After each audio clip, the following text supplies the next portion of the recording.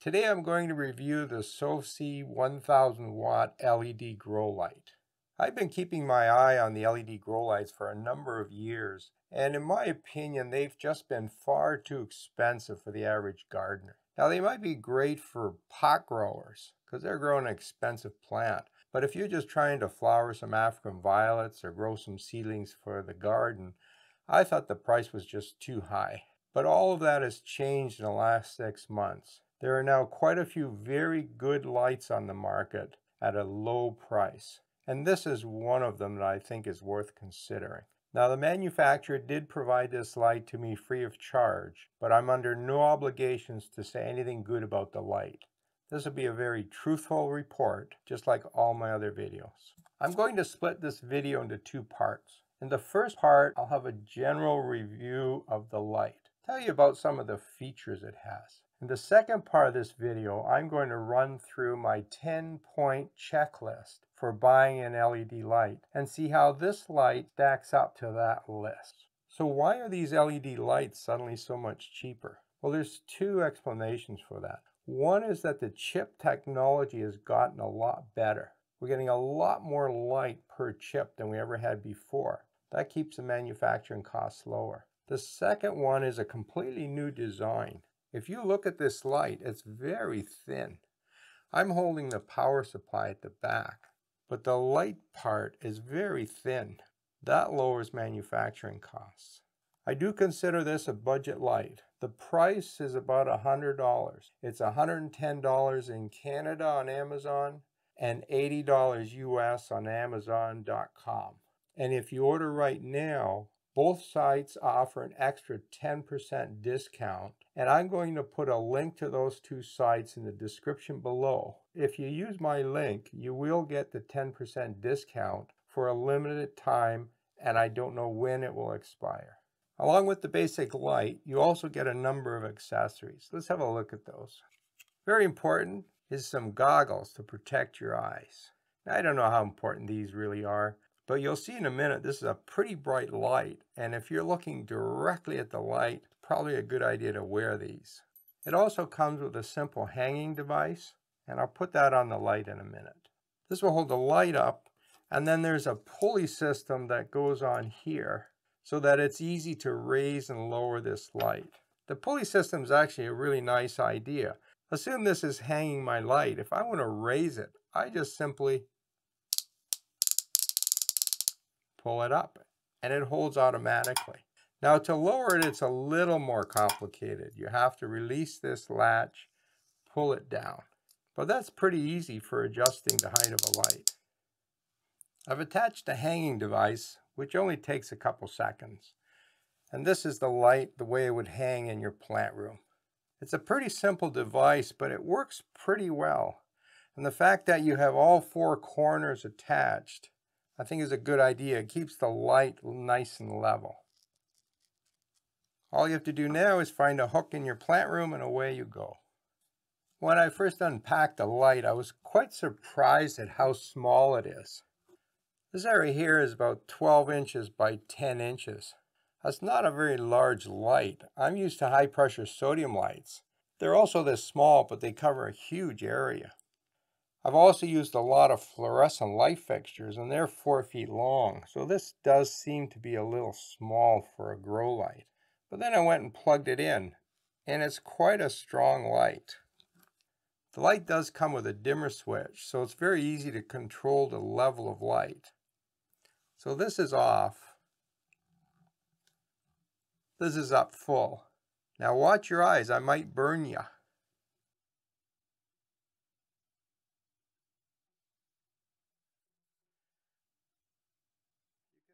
I've turned out all of the room lights.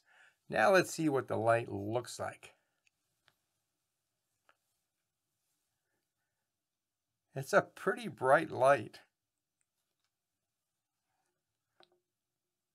The LED lights that were around a couple years ago, and they're still being sold today, they generally have a large box on top here with all the electronics inside, along with some fans that are blowing air through the system.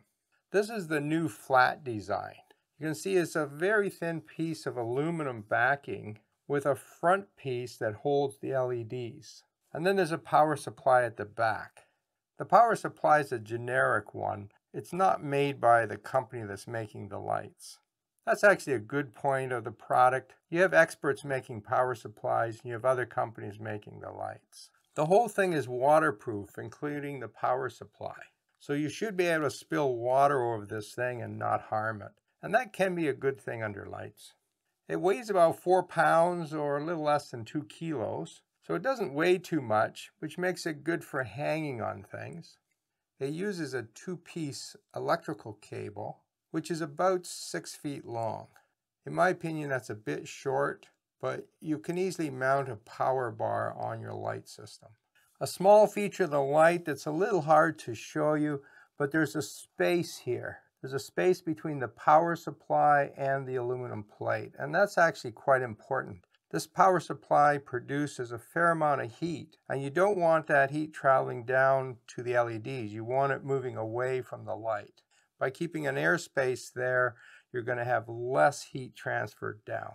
Well, let's talk about heat. How hot does this light get? So yesterday I had it plugged in for over an hour to get it really good and hot. And I found that the power supply was hot, but I could touch it without too much trouble. This top aluminum plate could also be touched, but I think if I held my fingers there for too long, I'd actually burn them. This front plate where the lights are, that was actually the hottest spot. And that was a surprise to me because the whole idea of this design is that the heat gets transferred to the aluminum plate and from the aluminum plate out into the air. But I found this surface quite hot. Now, why does that matter? It's really not an issue as far as your plants go because they're going to be far enough from the light that they're not going to get too much heat from this. But the life cycle of LED chips depends very much on how hot they're run. They last longer when they're used in a cool environment. When they get too hot, they tend to burn out quicker. So you want all that heat dissipating. I'm not yet convinced that this design runs as cool as the ones with fans in them. But we'll really only know that once we've run these for a number of years. Now let's talk a little bit about the LED chips that are being used here. When you're looking for grow light, you're looking for two different things. One is intensity. You want enough light to grow your plants. The second one is that you want the right color balance, what I call the spectra. That spectrum of light that's produced for the plants depends on the chips that are used. This light uses 75 chips. 10 of them are red, 20 are a cool white, and the rest are a warm white. Now, if you want to know more about selecting the right spectrum, have a look at my other video where I discuss that topic in detail. We'll also have a look at the spectra of this light in a couple minutes. Now, these chips have an efficiency of about 2.4 micromoles per joule. And that's really the technology that's being used today in LED lights. So although this is a lower priced LED light, it's actually using some of the latest chip technology. The light is promoted as a 1,000 watt light. Now that's very confusing because it's not a 1,000 watt light. The reason that this manufacturer, and quite honestly most manufacturers, are calling their lights a 1,000 watt light, they're trying to compete with the traditional high pressure sodium 1,000 watt light. That's the standard in the horticulture industry. So they're trying to make you believe that this light is just as good as that one. Now I'm going to run some tests to see how well this stacks up to a high pressure sodium light. But it's going to take me several weeks to run those experiments, so I'm going to do a separate video in a few weeks to do that comparison. Head-to-head comparison, this light against a 400 watt high pressure sodium. We'll see which one grows the better plants. So when you see 1,000 watt on these LED lights, just ignore that number. That's just marketing mumbo jumbo. This is actually a 100 watt light. Think about that. That's the same wattage that a standard incandescent light uses, the 100 watt size. That's not much power. So the efficiency here is really good. And that's the attraction for using LED lights for grow light. They're very, very cost effective as far as the electricity goes. Unfortunately, you pay more for the light to start with. Now let's have a look at my 10-point checklist and see what we can learn about this light. Item 1 on our checklist is the spectra. That is provided by the manufacturer, and you can see a nice peak in red and blue light and a lower peak in green, which is good. So it gets a check mark for spectra. If we look at the infrared region, which is down around 760 nanometers, there's no peak there. And that's not surprising because this lamp does not include infrared LED chip. Some higher end lamps do provide this, and it's a nice bonus feature, but it's not a requirement. Item 2, the ppfd value. If we look at this lamp, it has a high value of a little over 700. Now that's a fairly good level, but it's not super high. This lamp is suitable for growing things like seedlings, low light houseplants, even flowering some plants that don't require too much light like African violet. It's not going to be very good for doing things like orchids, which require high light, or for growing things that are going to flower and fruit like tomato plants. I'm going to give it a check mark because it does produce quite a bit of light for a budget LED light. Item 3, Blurple versus white. As you may know, the Blurple light produces higher intensity light, but it doesn't look very good on the plant. So if you're growing these in the house or in a living space, you really prefer the white light. It's much more pleasing to look at, and your plants will look better under it. If you're going to use this light in the basement and nobody cares what the light looks like, you can use a Blurple light.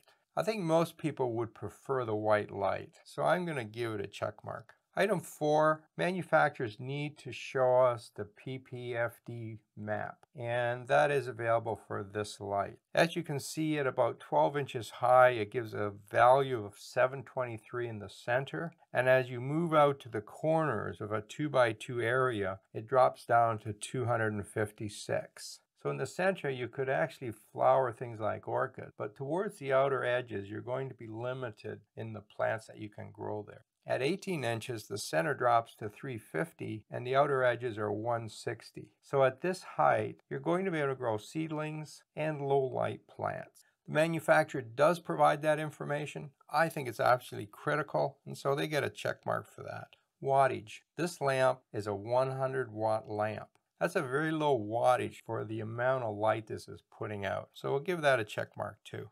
Number 6, veg versus bloom. Some lights have a switch, so you can switch between growing vegetatively, blooming, and having everything on at the same time. This light doesn't do that. And quite honestly, you only find this feature on higher priced lights. I don't think it's a big deal because I would just leave all the LEDs on at the same time, but I can't give it a check mark because it doesn't have that feature. Number 7, mimics sunlight. Well, this light does make a big deal in the advertisement that this is full spectrum. It's equivalent to sunlight. A lot of consumers think that that's a good selling feature, but it's really not. Plants don't need sunlight. They need the light in blue and red and a little bit of green. They don't care if it looks like sunlight. Number 8 is being able to dim the light. And this one has a pretty good dimmer on it. It's continuous from completely off to 100% on and anywhere in between. So it gets a check mark there. Daisy chaining allows you to connect several lights together so that you only have one plug to put into your timer. This light does not provide that. If I'm going to put this on a light stand, I probably want 2 or 3 of these lights together to give me a higher intensity and to cover a larger area. Now I have to deal with 3 plugs and 3 timers. I mean, I can do that, but daisy chaining is a nice feature to have. It doesn't get a check mark in that category. Number 10 is the fan. So this light doesn't have a fan because it's designed so it doesn't need a fan. At this point, we really don't know how important that fan is to the light. Provided that this light runs at a temperature that doesn't damage the LED chips, the heat isn't really a problem. But higher end lamps do have fans built in. Now you can compensate for this by having a fan running, and you probably should do that anyways. I like to have a fan running 24/7 in my lightroom, and that will help dissipate heat from the lamp. So that's my 10-point checklist. Keeping in mind that the price of this lamp is only $100. It's a pretty good buy. It has a good spectra, lots of red and blue light with a bit of green. The manufacturer gives you the ppfd map so you know exactly how much light you're getting at various heights, and you know where the light is falling on the table under the light. It has a good dimmable switch, is waterproof, and I think for $100, that's a pretty good buy. Keep in mind that this light should last you for many, many years, so it's good value for money. Now, would I buy this light? It sort of depends on what I'm growing. If I'm growing seedlings, so this is a 2-month process early in spring and then everything goes outside, it's still a toss-up for me. LED shop lights work. They're less expensive, but you have to keep the light very close to the plants, within an inch or two. So you have to raise and lower them all the time to get underneath to work with your plant. So it works, less expensive, but not nearly as convenient. This light will do a great job with seedlings. You'll have more space above them, which makes it easier to work on them, but it is a bit more expensive. Now, if I'm growing other things, if I'm growing houseplants, I want to have a light stand, and I'm going to use that all year long, I think this is a much better choice. It gives a good white light. I'll be able to grow lots of plants that require kind of a mid-range to low light level. And what I would do is I would get 2 of these, put them side by side on a light stand, so you're covering an area that's about 2 feet by 4 feet, and you'll be able to grow a lot of plants. For that kind of an application, I would definitely go with an LED grow light like this. Now, if you want to learn more about the 10-point checklist, or you want to watch some of my other LED videos, I'll put a link to an LED playlist in the top right-hand corner. It will contain all my LED videos. Have fun in the garden.